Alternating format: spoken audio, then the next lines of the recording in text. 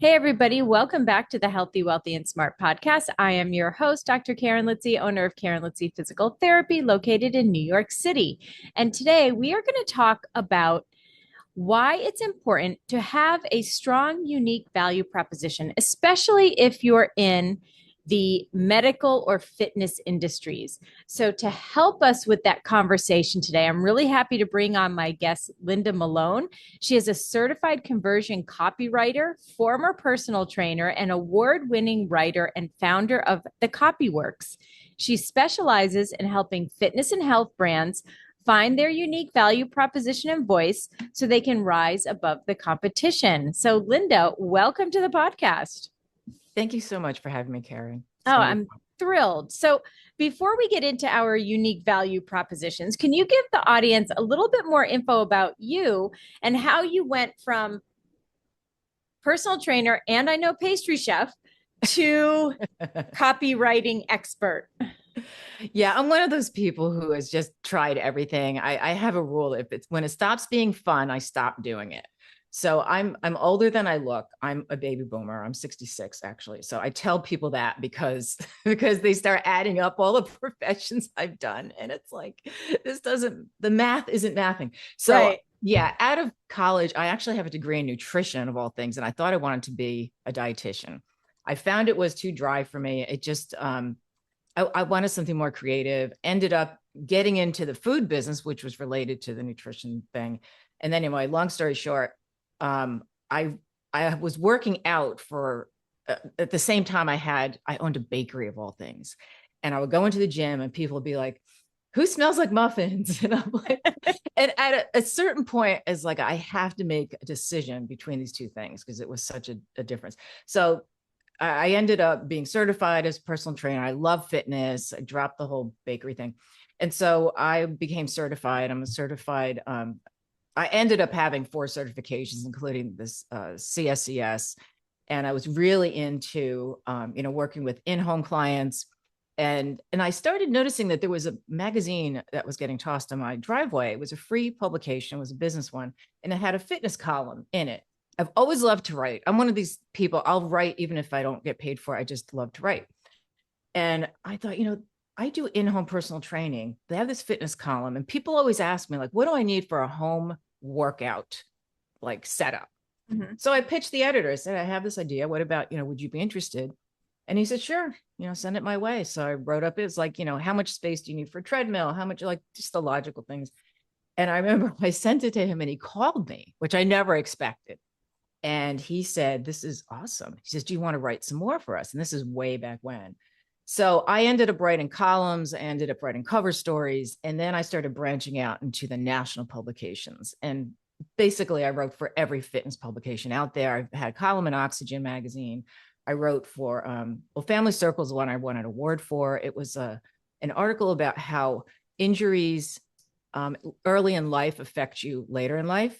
Spoiler alert, it's mostly arthritis. But there's other things. And so I ended up writing for MSN Health, and then around 2016, I think 2015, really the bottom kind of fell out of publishing, print publications. Right.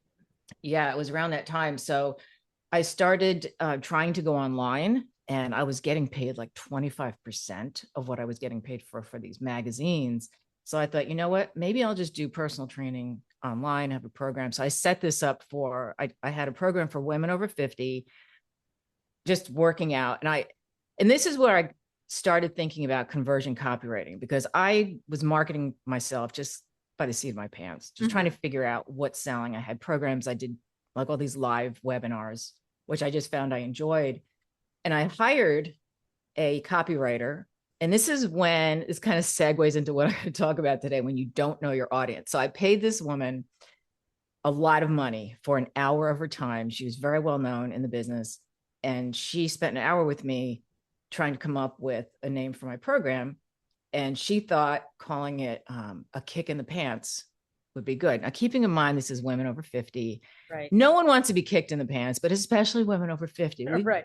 been kicked enough in the pants. So it didn't sell.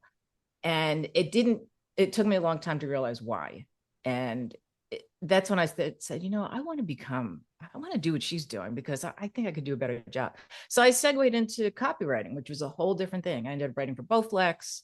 I had co-hosted a podcast that they had way back. It was like 2017. Mm-hmm.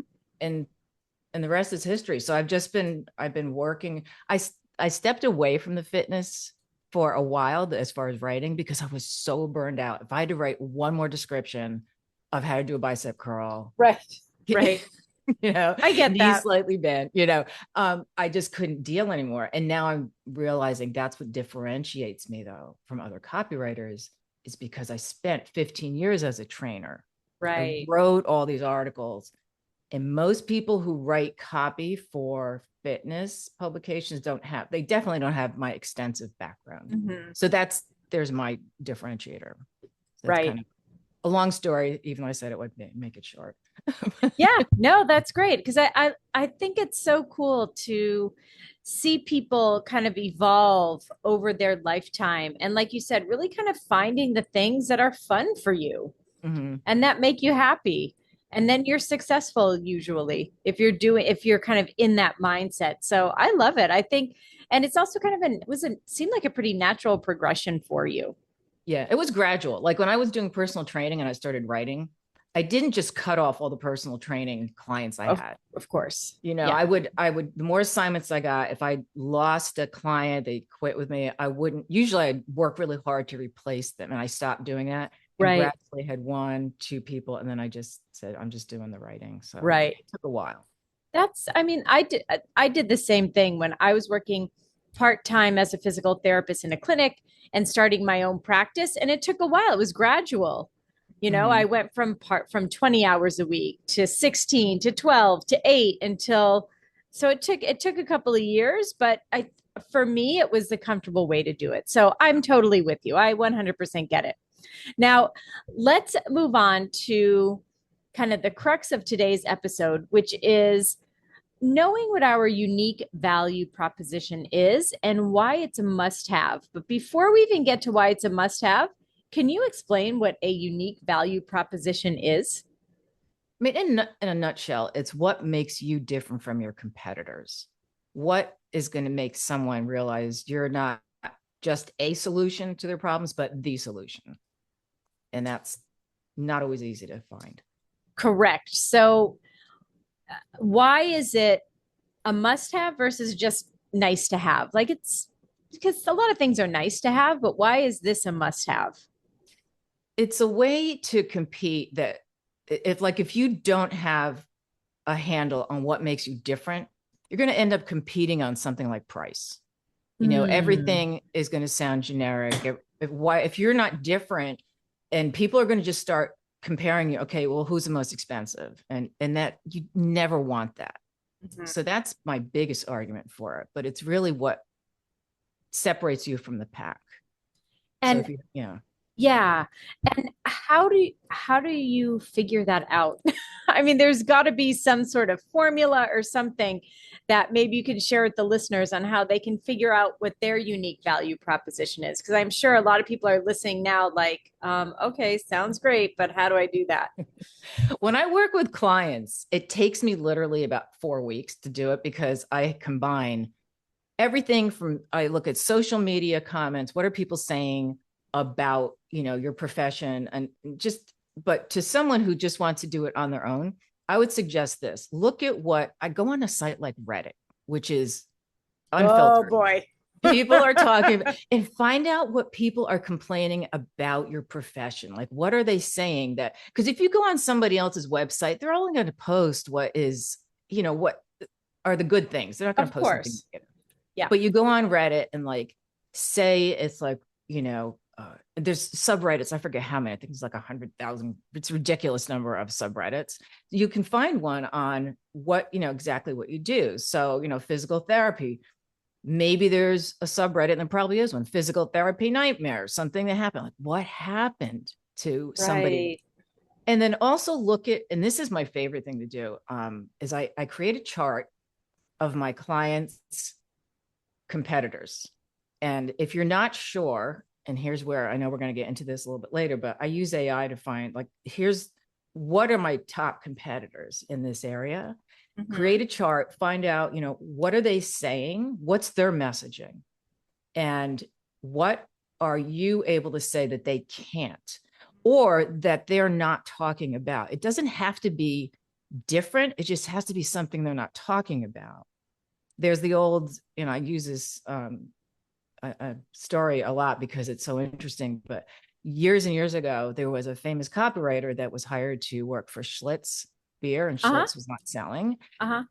I think it was Eugene Schwartz, I want to say. Anyway, and so he was hired, and he went out to all the factories to find how they were making this beer. And so he was taking a tour, and the tour guide, whoever was the owner of the company, said, this, we clean our glassware, and it was a certain way, they steamed it and whatever it was. And he said, this is amazing. And the guy that was taking him around said, all of our competitors do it. It's not anything different. He goes, but no one's talking about it. So he built all their messaging around this pure water, and I forget exactly what it was, but it ended up being like outselling all the other competitors that whole year, because it was something, everyone did it, but no one was talking about it. So Right. that's Right. So you don't have to reinvent the wheel. You right. could just talk about the parts of the wheel that other people aren't talking about. Right. Just put it, really highlight it, make it sound like no one else does it without saying it. That's Right. it. Right. Right. So for homework, for those people listening, you're going to go on a Reddit or a subreddit and find out what people are maybe not so happy about with whatever your profession is, physical therapy, personal training, etc. Um, and then create a chart of your competitors and look at maybe what they are saying and what they're not saying. Right. And then you step in and fill in those gaps. Do I have that right? Yes. It's like, if you think about, is it a Venn diagram? Is that the right term? When you have the circles that Yep. merge? Yep. Like, so you have Exactly. one that's what they're saying, what they're doing, what your competitor's doing. Then you want to have, like, there's this part that overlaps. That's Yeah. like, no one's doing this. And so, I mean, you think there's so many different brands you can think of that have done that in the past. Right.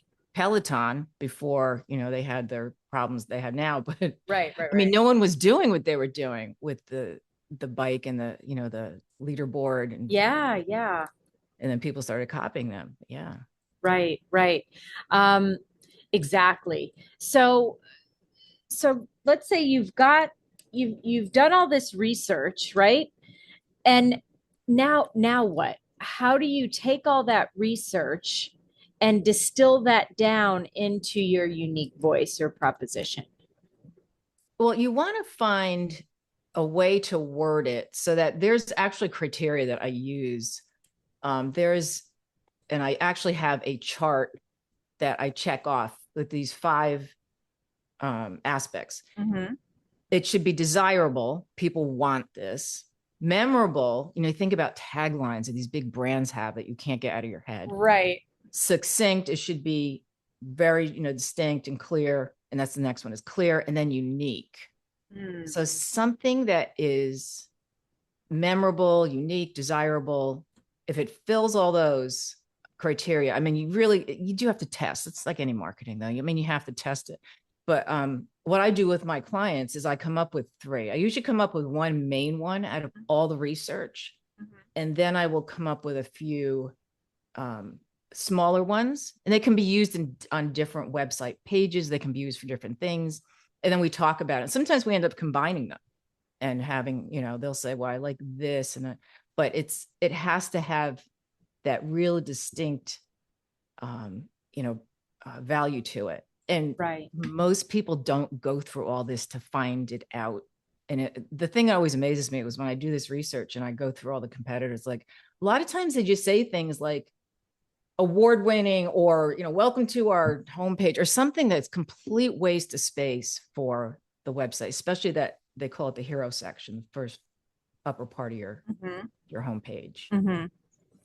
And so I guess that leads into the next question is, what are the biggest mistakes that people make that instead of standing out, they're just blending in with the sea of everyone else in the profession? It's using jargon that everyone uses. And this is where AI works against you, because AI is going to pull from the internet. And so people are like, well, I'll just use AI. I saw Right. something yesterday that there's an ad somewhere. I don't know if it's in the States, but it said, stop hiring people. Did you see this? It was No. like, it's all kinds of uproar about it. And it's from an AI company, of course. And they're Uh-huh. like, just hire AI, use AI for everything. And when you do that, all you're doing is pulling what's already been said. It's not, AI can't create anything new. It can connect things Mm-hmm. together. Mm-hmm. But what I see most is just industry jargon. And by that, I mean words that don't mean anything, like best in class. In fact, I did a whole post on LinkedIn that went viral. It had like 130,000 views on it, Mm-hmm. but it's all of the words that people overuse that don't mean anything. So if you're writing it out, your value prop. So ask yourself, can I get more specific with this? Can I say something that's clearer than, so maybe you have one of words, and that's fine. I have it on my site, but I don't have it on my hero section. I have it like at the bottom. And I also have why that's important.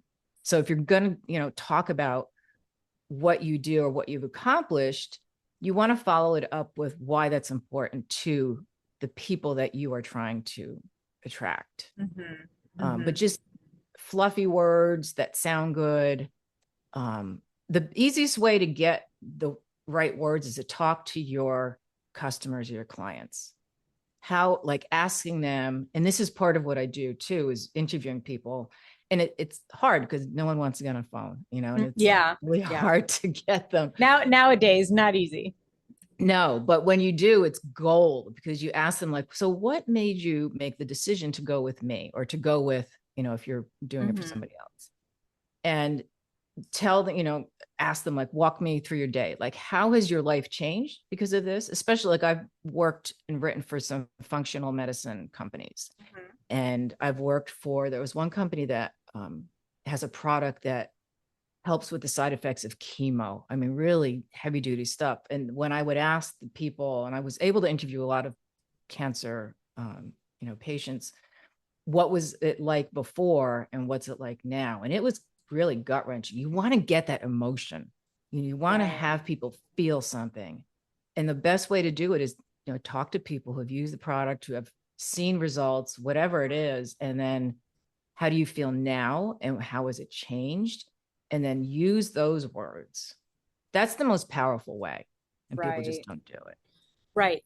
Now, can you give an example of a unique value proposition? Like, what does that sound like? Is it like what? Yeah, even if you want to, you could tell the listeners your UVP, right? But what does that sound like so that people understand? Like, is it a sentence? Is it just a couple of words? Is it your tagline? Well, it has, before I give you the one example, I have a few examples, but Yeah. one, um, it should include who you're helping. So your ideal client, Okay. what problem you're solving, and then why you're the best choice. Okay. So the one, and I don't have mine in front of me, but if I say it, it's going to be discombobulated because I don't have it completely memorized.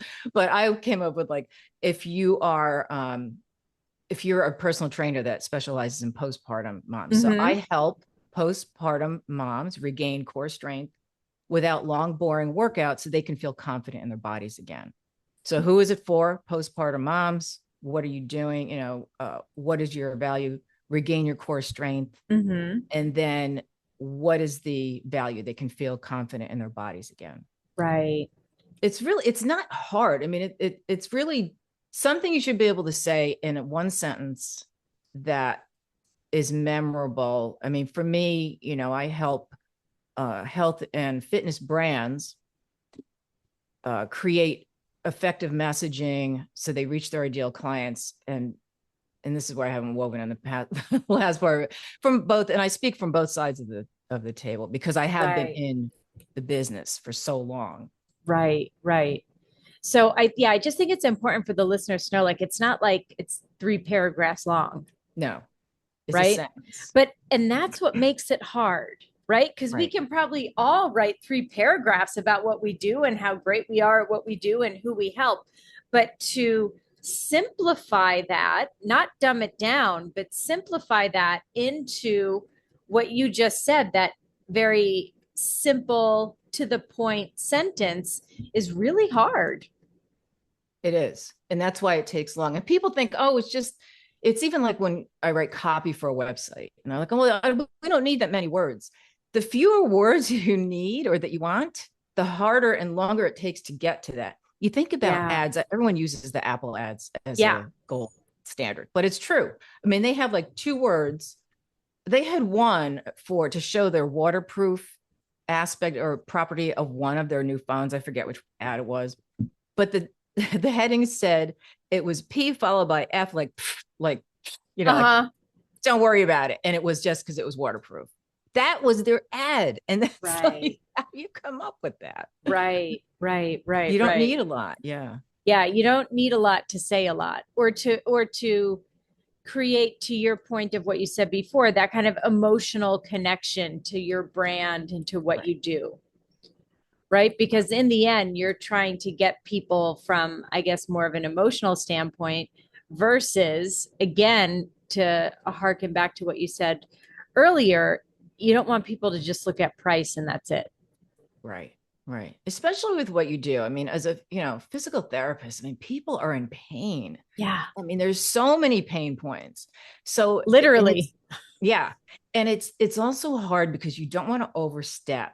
Like, it's a delicate balance. Like when when I used to work with women over 50, I don't talk about belly fat per se. I would say something. I mean, sometimes I would, it depends on what the copy was for, but I would talk about, kind of make light of it.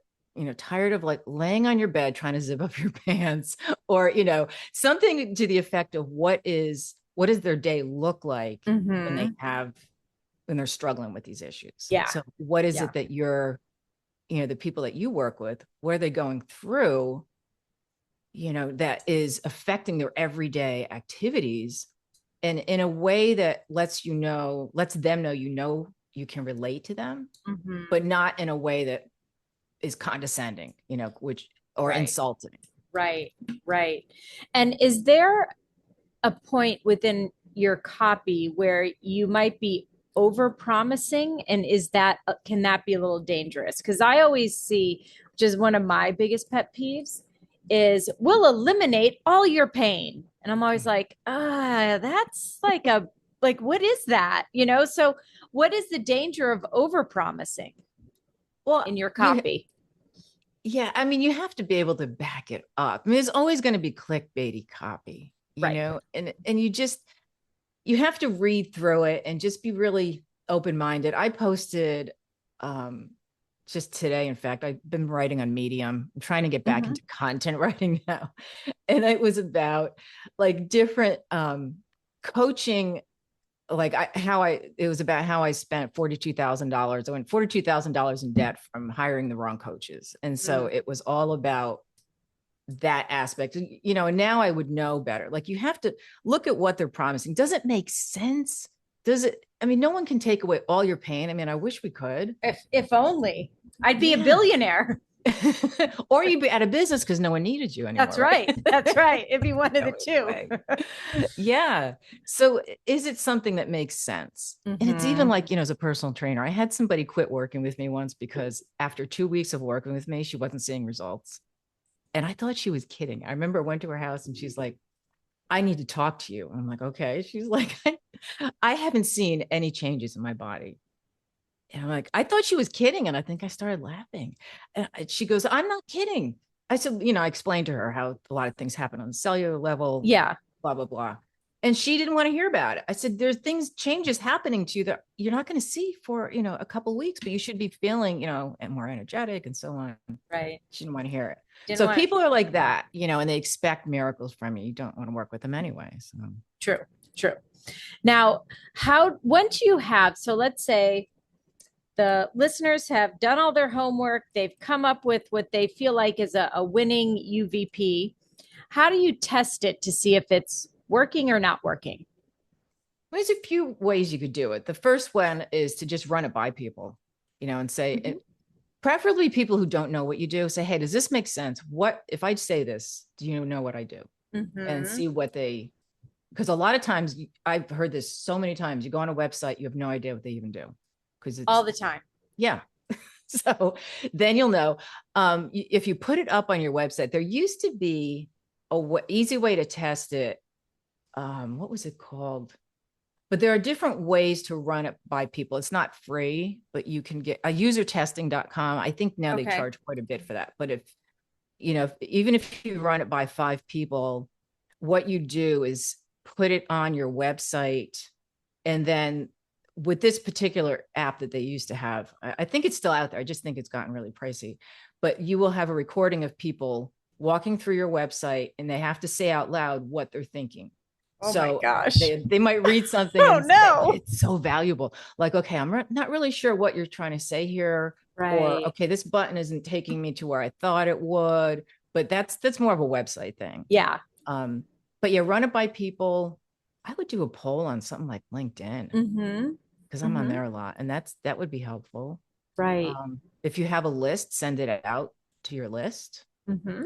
There's so many different ways. And then ultimately it's like you put it up on your website, because websites, people think you put up your copy and that's it. I mean, it's constantly changing. Right. Yeah, totally. You can change your homepage copy every week if you want. I wouldn't recommend it, but I mean, you can try different things, see where people are clicking, what's making them open something. Your emails, check it, do it with an email. Right.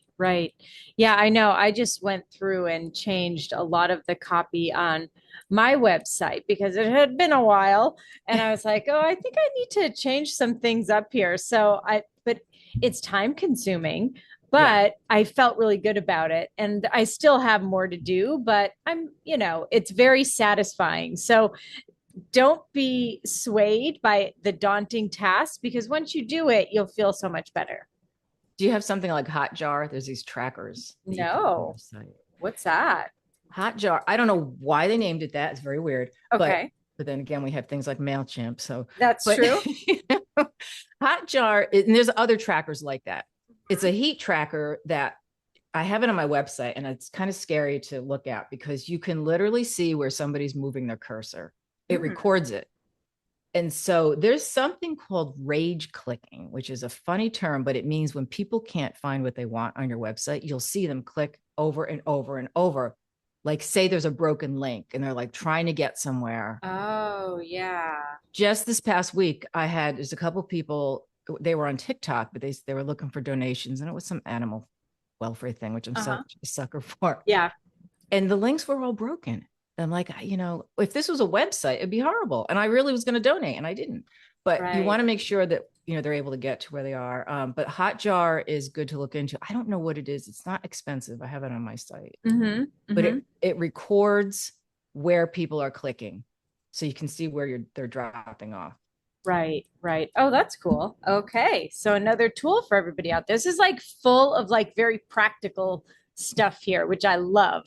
So now let's say you put your UVP out there. It's good, but maybe not as strong as you would like it to be. So what are some quick fixes that you can make your UVP stronger? Well, the first one I mentioned before is to be specific. Don't use generalities. Anywhere where you can say, like, instead of lose weight or ease, just like, I don't know, what would be something that people would come to you, like back pain? Yeah, let's say back pain, like reduce back pain or eliminate back pain. That's always a big one. If you could, and this may be later in your copy, but you really want to get specific on how you do that or how it's going to feel. So maybe it's from lifting something, or I mean, it would take, I can't do this off the top of my head because it's really hard, but but you want to incorporate something specific. Most importantly, what I mentioned earlier too, is to add emotion. How are they going to feel? Because when you get into that emotion, because we make decisions with our emotions, we justify it with logic, and people are like, oh, I'm so logical. Science and research proves it. We all do it. It's part of our brain that just, that's how I decide. So any kind of emotion you could put behind it, get them to feel what it is. And so that's why talking about their pain a little bit helps, because sometimes people are looking for help and then they forget what they were even looking for and they Right. click off of your site. It's like, Right. I need to Right. remind you, you're in pain and you contact me for a reason. So what is Right. Right. So kind of making sure that you're constantly kind of hitting those pain points of the people who are coming onto your website, that right? you're not just saying it once up on the top, maybe, but that further down into the copy, you're repeating that again and just reinforcing the fact that, like you said, you're here because you're in pain and I can help. And this is why. Right. Right. Right. Yeah. No, that makes perfect sense. And it's making me rethink everything on my website at the moment, but that's okay. I And will let the let them revisit know that that again over the weekend. and let them know that it's okay, because people start kicking themselves like I should have gotten help. It's like I Right. just worked with I don't just work with health and fitness. I have a bookkeeping accounting client, Mm-hmm. and he said, people are embarrassed because their books are such horrible shape. So on their Right. website, they said, they wanted it to be personable. I said, okay, bring us your shoe boxes. Don't worry, we don't judge. Like that was some of the copy that Mm, made, and they loved it. It's like, okay, this is great, because people are, yeah. embarrassed about it. Maybe even, Right. Right. Or, they're coming to, they're in a vulnerable spot, right, right? Especially if they're coming for a health or a fitness professional, they're usually not like, I feel 100% the best I could feel. I'm going to go see a PT. Like it usually doesn't right. happen. No, So you're catching people at a time when they're vulnerable. Sometimes they're desperate. They've tried a million other things and they just want some help. right. So, And that's the yeah. type of copy that you have. Like you've tried everything, you've done this, you've done the exercises, you've done the stretches, whatever it is, Yeah. and you're still hurting, maybe it's something, blah, blah, blah, that you don't know or that you haven't thought of, or Right. And this we is can where we help. can help. Yeah. Exactly. Exactly. Well, as we begin to wrap things up here, is there anything that we didn't cover about a strong UVP that you want to kind of reinforce with the listeners? Well, the most important thing is to don't rely on AI to do it for you, Right. because you're only going to get what's already been said. And I have never, I mean, you can use it for research. In fact, Mm-hmm. that's how I would recommend it. Yeah. Ask who your competitors are. Yeah. Find out, but a lot of times when I ask things like that, I use Perplexity and I use chat. It comes Mm-hmm. up with links that are no longer relevant. So it's hard, but Yeah. you can do your research that way, but find out. I mean, I would definitely recommend talking to people who are using your services. Find out, why did you choose us instead of, Mm-hmm. somebody else, and really have them give you details. Like this, oh, because I thought you were better. Well, what do you mean? Like what came across? Was it our support? Your Mm-hmm. problem? Was it what was it? And really get into what makes you different, because they're going to tell you that. Yeah. Yeah. Yeah. And that's something, like you said, you can't get from ChatGPT on what makes you different. You have to talk to people who have used your services, which Yeah. makes perfect sense. Um, and just sticking with AI for a moment, um, I love the fact that you said, like, definitely use it for research, but don't use it for your voice, right?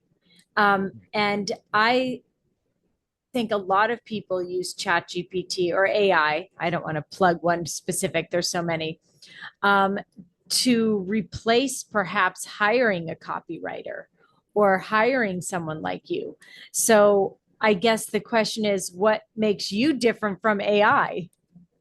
It's the strategy that I work Mm-hmm. with my clients, because that's any copywriter out there who is not doing strategy is going to lose, because AI replaced people who are, a lot of our beginners who don't really know how to do copywriting. I've been doing copy for 5 years, 7 years. And before that, I did all the content writing, magazine writing. So I Right. know my stuff, but it's how do you use it? Like a lot of the questions that you asked me, like where does this particular copy belong? How should I word this, and where should I put this? What if it's, a landing page? You can have all the copy in the world, but if you don't know where to put it, what's triggering the Mm-hmm. clicks and the opt-ins, or the, contact the leads, Yeah. it doesn't do any good. Right. Right. So Everything has to have a human touch. It I was has, going to say, we still need people. yeah, We still need people because it's people who go onto your website who are looking for your services. I don't think exactly. AI is looking for a physical therapist at the moment. So No, usually that's people, right? unless they're spamming you, then you Unless get the there's bots. Yeah. I can't. That's a whole other conversation. Oh, I I can't even know. go Me into too. it. It's so much. It's so much. I want to throw my phone right out the window some Yeah. days. Um, okay, so I guess. Well, I guess we come down to where can people find you if they want to learn more about you? They want to learn more about your services. Where are you? Well, my website, the copyworks, WORX.com is the best place. I'm very active on LinkedIn. I have like 10,000 followers in there, but I've started getting a little burned out from that. So I went to Medium and I'm starting to write on Uh-huh. Medium. So that's something new. But I do have a lot of little freebies on my site. And one of them is 21 phrases to never use on your website. I know. And I saw that. I'm like, I'm dying to know what that is.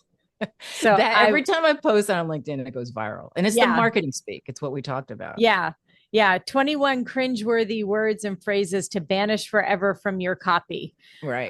But so if you're listening and you want that freebie, if you scroll down on whatever platform you're listening to right now, we'll have a direct link right to that. So you can sign up for that. That's something I was like, I saw it. I'm like, oh, that's good. I need to know what words not to use. And I have a newsletter that I put out every Thursday. So through Perfect. Substack. Yeah. Oh, perfect. Yeah. So we'll have links to all of that in the show notes. So, last question, it's one I ask everyone. And it's what advice would you give to your younger self, knowing where you are now in your life and career? To your 20-year-old self, let's say. I would say get more serious about learning how to run a business. Mm, That's the one regret. I've run businesses throughout my life and I never had anyone really show me how to do it. I just did it by the seat of my pants. I lost a lot of money. I did, like, when I look back at what I did, and because I did have a lot of different businesses along the way, I would have really benefited from having some real business advice. Like, hey, stop spending money. Like, like a drunken sailor or whatever those sayings are, because I never really was good at money because I'm an artiste, right? That's so exactly, exactly. No, you and me both. And I would say unless you went to school as like a business major or you grew up and your parents really taught you all of the ins and outs, it is a really hard thing to do. So I think that's great advice to give to any younger person, regardless of whether you want to start a business or not. I think it's great advice. So thank you yeah. so much for that. And thank you so much for coming on the podcast. Thank you for having me. It's a lot And of fun. yeah, and everyone, again, if you want to learn more about Linda, you can go to thecopyworks.com. That's the copyworks.com to learn more and get all of those wonderful freebies. And thanks so much for tuning in. Have a great couple of days and stay healthy, wealthy, and smart.